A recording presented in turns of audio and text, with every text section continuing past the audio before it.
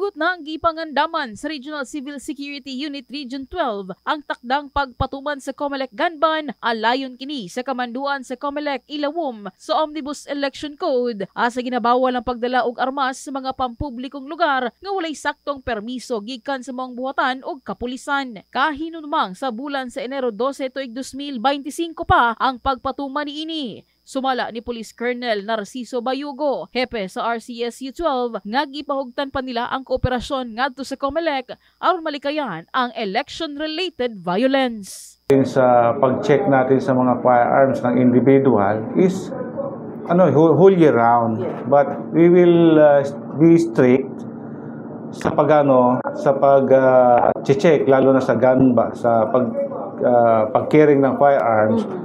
Most especially dito sa paparating na mga na election natin. So doon natin mag-stricto tayo because meron tayong laws regarding sa COMELEC na to strict the carrying of firearms. Una nang gipatigayon kaniadtong nakalabay nga bulan Nobyembre 18 ning tuig 2024 ang aplikasyon alang sa gun ban exemption alang sa umaabot nga election period sa tuig 2025. Kahinumdumang gibutyag sa COMELEC nga ang tanang exempted sa gun ban ang angayang mo-apply aron mahatagan og Certificate of Authority alang sa bulan sa Enero 12 hangtod Mayo 28 sa sunod tuig 2025. They have to seek kasi pag-start kasi ng COMELEC ng election period, the PNP will be under the COMELEC.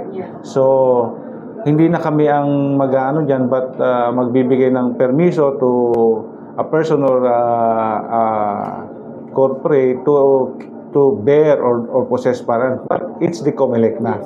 So they have to seek the clearance or permit or certificate of authority to bear, possess, and carry firearms.